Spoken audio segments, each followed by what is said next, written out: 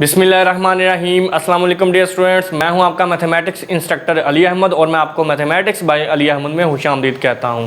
और अगर अभी तक आपने मेरा चैनल सब्सक्राइब नहीं किया तो इसको ज़रूर सब्सक्राइब करें और बेल आइकन पे क्लिक करें ताकि मेरे आने वाली हर वीडियो आपको बर वक्त मिल सके। जैसा कि आप जानते हैं कि हम class BSc ADP part 1 third year का जो मैथमेटिक्स का कोर्स है वो हम पढ़ रहे हैं और उसके अंदर हमने कैलकुलस एंड एनालिटिकल ज्योमेट्री का जो चैप्टर 1 है वो स्टार्ट किया हुआ है। आज हम एक्सरसाइज 1.1 के क्वेश्चन नंबर 23 से 30 तक जो क्वेश्चंस हैं वो हम सॉल्व करेंगे और इन क्वेश्चंस में हमने ग्राफ्स के बारे में पढ़ना है। हमारे पास फंक्शंस गिवन होंगे, हमने उनके ग्राफ्स ड्रा करने हैं। ठीक है जी। तो सबसे पहले मेरे पास जो फंक्शन है f of x equals to modulus of x plus modulus of x minus 1 और यहाँ पे कंडीशन है कि for all x belongs to R, x आपका सेट ऑफ रियल नंबर से बिलोंग कर रहा है। तो ये दो मॉडुलस फंक्शन का सम पड़ा हुआ है, इसको हमने ग्राफ पे ड्रा करना है। तो अब आपने ये गौर से समझना है ये टॉपिक। सबसे पहले इनका मैं ग्राफ जो है वो सॉल्व करूँगा और फिर हम उसको ड्रा करेंगे और इनके ग्राफ को किस तरह से सॉल्व करना है ये आपने गौर करना है। यहाँ पे इसके मैं बेसिकली 3 हिस्से करूँगा चूँकि हमने इस फंक्शन का तमाम रियल नंबर्स पे ग्राफ बनाना है। ठीक है, तो मैं इसको 3 हिस्सों में डिवाइड करूँगा। किस तरह से? When x less then 0, when x greater than 0 and when x is 0 to 1। x less then 0 का मतलब ये है कि तमाम नेगेटिव नंबर्स के लिए और x ग्रेटर देन 0 का मतलब ये है कि तमाम पॉजिटिव नंबर्स के लिए और ये दरमियान में हमारे पास इंटरवल है 0 और 1 तक। बात समझ आ गई? अब ये हमने इस फंक्शन का जो ग्राफ बनाना है ये इंटरवल की फॉर्म में होगा। ठीक हो गया? अच्छा, अब अगर मैं बात करूं सबसे पहले, अब जो मैं चीज़ बताने लगा हूँ ये असल में गौर से समझनी आपने। x लेस देन 0 का मतलब ये है कि इस फंक्शन में आपने नेगेटिव वैल्यू पुट करनी है। फॉर एग्जांपल मैं इसमें -1 पुट कर लेता हूँ, -2 पुट कर लें, -3 पुट कर लें। तो नेगेटिव वैल्यू जब हम इसमें पुट करेंगे तो अंदर नेगेटिव आंसर आएगा ना। वो अलग बात है कि मॉडुलस उसको पॉजिटिव कर देता है, लेकिन आपने सिर्फ ये देखना है कि वैल्यू को पुट करने से हमारे पास क्या रिजल्ट आ रहा है, नेगेटिव। तो चूंकि वैल्यू पुट करने से नेगेटिव आंसर आ रहा है तो मॉडुलस ख़त्म करके बाहर हम नेगेटिव साइन लगा देंगे। ये बात समझ आ गई? अब उसके बाद यही सिचुएशन इधर आपने करनी है।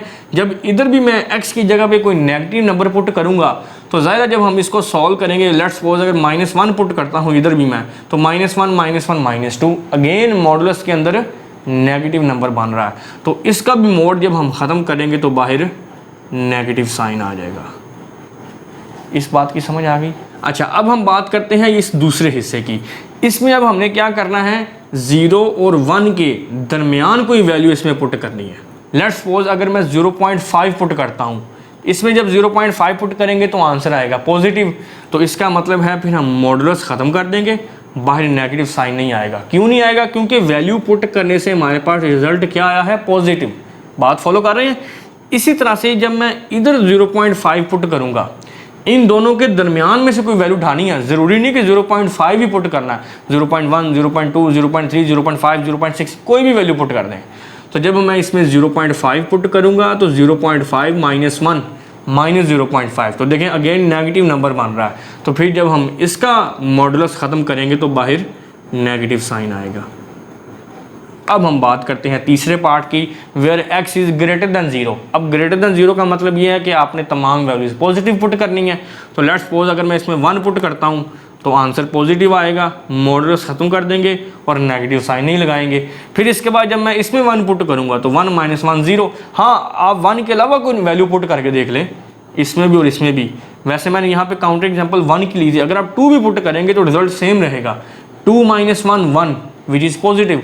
तो इसका भी जब हम मॉडुलस ख़त्म करेंगे तो बाहर पॉजिटिव साइन ही रहेगा, नेगेटिव नहीं बनेगा। अब आप इसको ज़रा सिंप्लीफाई कर लें।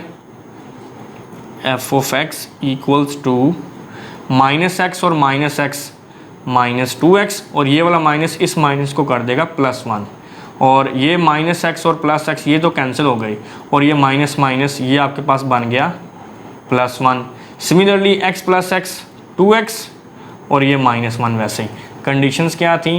व्हेन x लेस देन 0, 0 से 1 तक है इंटरवल और x ग्रेटर देन 0। यहाँ पे तो हमें कन्फर्म वैल्यू मिल गई है कि 0 और 1 जो इंटरवल है वहाँ पे आपका फंक्शन क्या वैल्यू दे रहा है 1। लेकिन ये जो इसके दो हिस्से हैं x लेस देन 0 और x ग्रेटर देन 0, इन दोनों पे हमें अब यहाँ पे दो टेबल्स बनानी पड़ेंगी ताकि हमें पता चल जाए कि x की डिफरेंट वैल्यूज़ पे हमारा जो फंक्शन है वो क्या वैल्यूज़ दे रहा है। ठीक है, तो पहले मैं इस केस को डिस्कस करता हूँ, x लेस देन 0। ये जी टेबल मैंने बना लिया है। अब इसमें हमने करना क्या है, चूँकि कंडीशन है x लेस देन 0 और फंक्शन आपका है -2x + 1। अब हमने इसमें x की वो वाली वैल्यूज़ पुट करनी है जो 0 से लेस है। फॉर एग्जांपल यहाँ पे मैं लिखता हूँ -1, -2, -3, -4, -5, 3-4 वैल्यूज़ हमारे पास इनफ हैं। ठीक है, तो इसी फंक्शन में जब आप -1 पुट करेंगे, इसमें -1 पुट करेंगे तो -2 × -1 + 2 + 1, आंसर आपके पास क्या आएगा 3। ये f(x) है ना आपका, ठीक हो गया। इसी तरह से जब मैं -2 पुट करूंगा तो ये बनेगा +4 + 1 5। -3 पुट करने से क्या होगा, -3 × -2 + 6 + 1 7। एंड -4 जब पुट करेंगे इसमें तो -2 × -4 + 8 + 1 9। और -5 जब इसमें पुट करेंगे तो ये बन जाएगा +10 + 1 11 बन गया। अब ये जो हमारा दूसरा केस है x ग्रेटर देन 0, क्योंकि इस पे तो हमें काम करने की ज़रूरत नहीं है, यहाँ पे हमारे पास फिक्स वैल्यू आ चुकी है f(x) की। तो अब हम इसको डिस्कस करते हैं which is x greater than 0। और इस पर्पज़ के लिए भी हम एक टेबल बनाएंगे। टेबल मैंने बना ली है, कंडीशन क्या है x ग्रेटर देन 0। अब आपने इस फंक्शन में, ये जो फंक्शन का पार्ट है इसमें आपने 0 से ग्रेटर वैल्यूज़ पुट करनी है, लेकिन 1 नहीं पुट करनी, क्योंकि 1 पे तो इस इंटरवल पे हमें वैल्यू मिल चुकी है ना। तो हम यहाँ पे 2 से फिर अपनी बात स्टार्ट करेंगे। बात समझ आ गई? तो यहाँ पे फिर मैं पुट कर देता हूँ 2, 3, 4, 5, 6, 3-4 वैल्यूज़ पे आप चेक कर लें, आपका काम हो जाएगा। अब जब आप x की जगह पे 2 पुट करेंगे इस हिस्से में तो 2 × 2 4, 4 - 1 3, तो फंक्शन आपको क्या आंसर दे रहा है 3। सिमिलरली जब आप 3 पुट करेंगे 3 × 2 6, 6 - 1 5। 4 पुट करेंगे 4 × 2 8 - 1 7। 5 पुट करेंगे जब 5 × 2 10 - 1 9। एंड जब हम 6 पुट करेंगे 6 × 2 12 - 1 11 आंसर आ गया। अब ये जो दो हमने टेबल्स बनाई हैं और इस इंटरवल पे फंक्शन की वैल्यू 1 है, इसको हम ग्राफ पे ड्रा करते हैं। अब ग्राफ पे आपने जो स्केल डिफाइन करना है ना, वो अपनी वैल्यूज़ को ध्यान में रखते हुए करना है। अब यहाँ पे मैं x एक्सिस की अगर बात करूँ तो यहाँ पे मैं डिफ़ाइन करता हूँ 2, दिस इज़ 4, 6, 8, 10 और 12। ठीक है जी। सिमिलरली लेफ़्ट साइड पे आपको पता है नेगेटिव वैल्यूज़ होती हैं, -2, -4, -6, -8, -10 और -12। अब मैं y एक्सिस की अगर बात करूं तो यहाँ पे है जी 2, 4, 6, 8, 10 और 12। क्योंकि मुझे ग्राफ में y की नेगेटिव वैल्यू की ज़रूरत ही नहीं है, तो इसलिए फिर मैं नीचे जो है वो नहीं ड्रा कर रहा। अब सबसे पहले मैं अगर इस इंटरवल की बात करूं 0 से 1, x की वैल्यू 0 से 1 है और यहाँ पे जो आपका फंक्शन है वो क्या वैल्यू दे रहा है 1। ये फंक्शन एक्चुअली y होता है ना, y = f(x). तो f(x) हमें जो भी वैल्यू देगा वो हम y एक्सिस पे ड्रा करेंगे। तो 0 से 1 जो इंटरवल है x का, यहाँ पे 1 होगा। ठीक है जी। 2 से हाफ, इस इंटरवल पे y हमें क्या आंसर दे रहा है 1। तो y1 किधर है, यहाँ पे। तो ये लाइन हमें मिलेगी इस इंटरवल के ग्राफ की शक्ल में। बात समझ आ गई? अच्छा, अब उसके बाद हम बात करते हैं इस पहली टेबल की which is x less then 0। अब आप x की नेगेटिव वैल्यूज़ की तरफ जो है वो मूव करेंगे और इसका ग्राफ ड्रा करेंगे। x जब -1 है, x -1 ग्राफ में कहाँ पे है, इस पॉइंट पे। यहाँ पे हमारा फंक्शन क्या हमें आंसर दे रहा है विच इज़ y, वो 3 आंसर दे रहा है। तो y की वैल्यू 3 कहाँ पे होगी, यहाँ पे। तो इनके कोरस्पॉन्डिंग हमें ये एक पॉइंट मिल गया। अब हम बात करते हैं -2 की। x की वैल्यू -2 कहाँ है, यहाँ पे, और हमें फंक्शन क्या वैल्यू दे रहा है 5, वो कहाँ पे होगा, यहाँ पे। तो इन दोनों के कोरस्पॉन्डिंग हमें कौन सा पॉइंट मिलेगा, ये पॉइंट मिल गया। बात फॉलो कर रहे हैं ना। इसी तरह से -3x वो यहाँ पे है, और इस पॉइंट पे फंक्शन हमें क्या वैल्यू दे रहा है 7, वो 6 और 8 के दरमियान होगी। ठीक हो गया। तो इसके और इस पॉइंट के कोरस्पॉन्डिंग हमें जो पॉइंट मिलेगा वो होगा जी, इसके कोरस्पॉन्डिंग ये पॉइंट मिल गया। सिमिलरली x की वैल्यू -4 वो इस पॉइंट पे है, और फंक्शन हमें क्या आंसर दे रहा है 9, वो 8 और 10 के दरमियान होगा ये पॉइंट। तो इस पॉइंट और इस पॉइंट के कोरस्पॉन्डिंग हमें जो ग्राफ के ऊपर पॉइंट मिलेगा वो होगा जी ये पॉइंट। ठीक हो गया।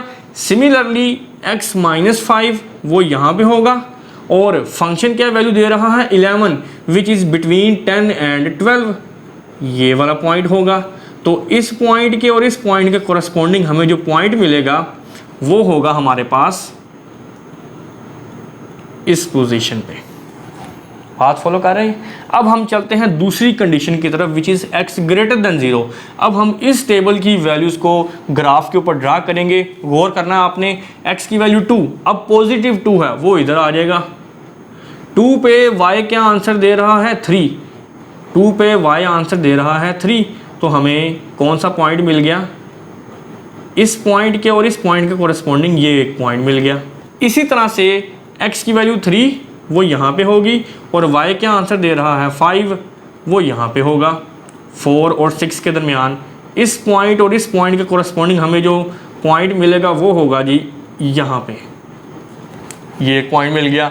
इसके बाद x की वैल्यू 4 वो यहाँ पे है, और y क्या है 7, फंक्शन हमें 7 वैल्यू दे रहा है। तो 4 और 7 कहाँ पे होगा 6 और 8 के दरमियान। तो इसके कोरस्पॉन्डिंग हमें 4 पे जो वैल्यू मिलेगी वो होगी इस पॉइंट पे। बात फॉलो कर रहे हैं। अब इसके बाद नेक्स्ट है जी x की वैल्यू 5 वो यहाँ पे है, और फंक्शन हमें क्या आंसर दे रहा है 9, इस पॉइंट और इस पॉइंट के कोरस्पॉन्डिंग 9, 8 और 10 के दरमियान होगा ना। तो इसके कोरस्पॉन्डिंग हमें जो पॉइंट मिलेगा उसकी पोजीशन यहाँ पे होगी। ठीक हो गया। अब लास्ट पॉइंट जो हमारा है वो है जी 6, x की वैल्यू 6, और फंक्शन हमें क्या आंसर दे रहा है 11, 10 और 12 के दरमियान। तो यहाँ पे इस पॉइंट और इस पॉइंट के कोरस्पॉन्डिंग हमें जो पॉइंट मिलेगा उसकी पोजीशन कुछ यहाँ पे होगी। अब ये जो मैंने पॉइंट्स यहाँ पे ड्रा किए हैं इनको आप आपस में मिला दें।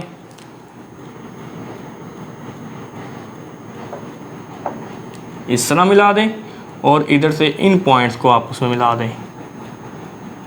तो ये हमारे पास इस फंक्शन का जो कि मॉडुलस वाला फंक्शन है, ये हमारे पास इसका रिक्वायर्ड ग्राफ मिल गया। तो मैं उम्मीद करता हूँ कि ये आपने अच्छी तरह से समझ लिया होगा। नेक्स्ट अब हम बात करते हैं क्वेश्चन नंबर 24 की।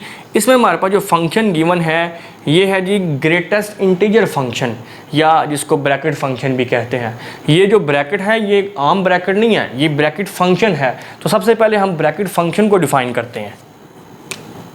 Bracket function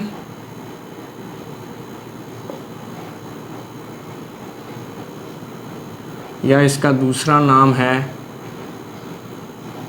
greatest integer function. अब ब्रैकेट फंक्शन और ग्रेटेस्ट इंटीजर फंक्शन, ये हमारे पास एक फंक्शन है f(x) इक्वल्स टू, इस तरह से हम इसको लिखते हैं। ये ब्रैकेट फंक्शन को रिप्रेजेंट कर रही है ये वाली क्लोज ब्रैकेट, और इसकी डेफिनेशन क्या है n less than equal to x less than n+1। और यहाँ पे जो n है ये आपका इंटीजर है। ये फंक्शन स्पेशली हमें सिर्फ इंटीजर की फॉर्म में रिजल्ट देता है हमेशा। इसमें हमें रियल नंबर नहीं मिलेगा, इसमें हमेशा हमें इंटीजर की सूरत में रिजल्ट मिलेगा। तो इसी डेफिनेशन को यूज़ करते हुए मैं इस फंक्शन का ग्राफ यहाँ पे ड्रा करूँगा। तो सबसे पहले हम इसको इस डेफिनेशन को यूज़ करते हुए इसको एक्सपेंड करते हैं। वो आपने गौर करना है किस तरह से f(x), चूँकि हमने इस फंक्शन का ग्राफ बनाना है तमाम रियल नंबर्स पे, x बिलोंग्स टू r है ना, तो यहाँ पे फिर मैं इसी डेफिनेशन को यूज़ करते हुए लिखता हूँ 0 less than equal to x less than 1। जो नंबर यहाँ पे आएगा इधर उसमें 1 ऐड करना है। तो मैंने अपना स्टार्ट लिया है 0 से, तो यहाँ पे होगा 1, फिर यहाँ पे आएगा 1, तो यहाँ पे क्या बन जाएगा 2, फिर यहाँ पे 2 और यहाँ पे आ जाएगा 3। ये इसी तरह से चलता जाएगा। अब हम चलते हैं नेगेटिव नंबर्स की तरफ, -1 और यहाँ पे क्या होगा 0, फिर यहाँ पे -2, यहाँ पे आएगा -1, यहाँ पे -3, यहाँ पे आएगा -2। बात फॉलो कर रहे हैं ना, इसी डेफिनेशन को बेस बनाते हुए, मतलब यहाँ पे अगर -1 है तो इसमें 1 ऐड करेंगे तो ये 0 बन जाएगा इस डेफिनेशन के मुताबिक। यहाँ पे -2 है, इसमें 1 ऐड करेंगे तो -1 बन जाएगा। अब इसी को बेस बनाते हुए इस फंक्शन की हम इन इंटरवल्स के ऊपर वैल्यूज़ फाइंड करते हैं। पुट आपने इक्वलिटी वाली वैल्यू ही करनी है, क्योंकि अगर आप गौर करें ना इस इंटरवल पे, ये जो इसकी लेफ्ट हैंड साइड है यहाँ पे हमारे पास इक्वलिटी गिवन है।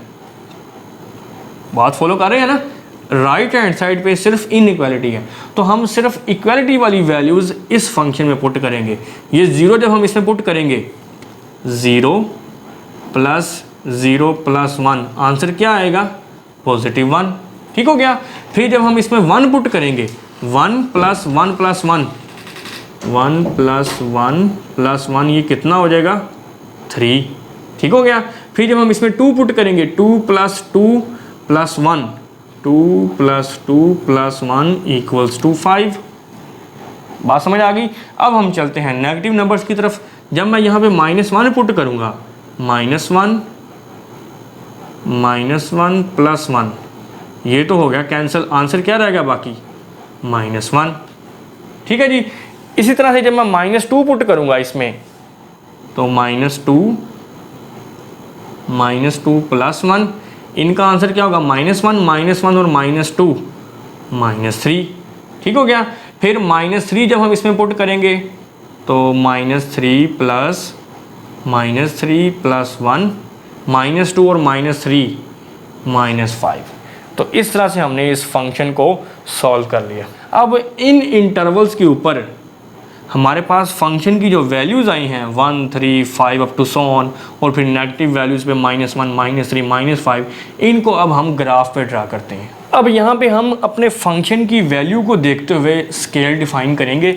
यहाँ पे मैं इनको नाम दे देता हूँ 1, 2, 3, 4, 5, और चूँकि इस तरफ नेगेटिव वैल्यूज़ होती हैं -1, -2, -3, -4, -5।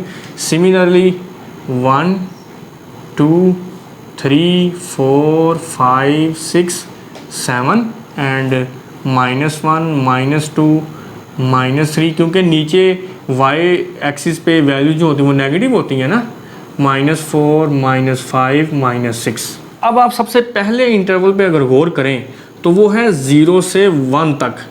1 इसमें शामिल नहीं है, क्यों? क्योंकि 1 पे इक्वलिटी नहीं है। हाँ, 0 इस इंटरवल में शामिल है। तो 0 से 1 तक जो फंक्शन हमें वैल्यू दे रहा है f(x), और उस वैल्यू को हम क्या कहेंगे y, क्योंकि f(x) y के इक्वल होता है ना, मतलब x के इस इंटरवल पे 0 से 1 तक y की वैल्यू क्या है 1। तो y1 कहाँ पे होता है, ये है, और इंटरवल हमारा क्या है 0 से 1।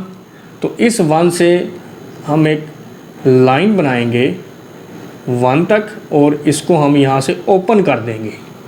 1 पे ओपन है क्योंकि ये इंटरवल हमें ये बता रहा है कि 1 पे इक्वलिटी नहीं है। इसका मतलब ये है कि इस इंटरवल में 1 इंक्लूड नहीं है, इसलिए मैंने 1 पे इस तरह से एक होल बना दिया। अब दूसरा इंटरवल जो है 1 से 2, अब आप देखें इसमें 1 शामिल है लेकिन 2 शामिल नहीं है। इंटरवल क्या है 1 से 2 तक, लेकिन 2 उसका हिस्सा नहीं है उस इंटरवल का। और फंक्शन में क्या वैल्यू दे रहा है 3, मतलब y की वैल्यू 3 है। तो y की वैल्यू 3 कहाँ पे होती है, ये y3 है।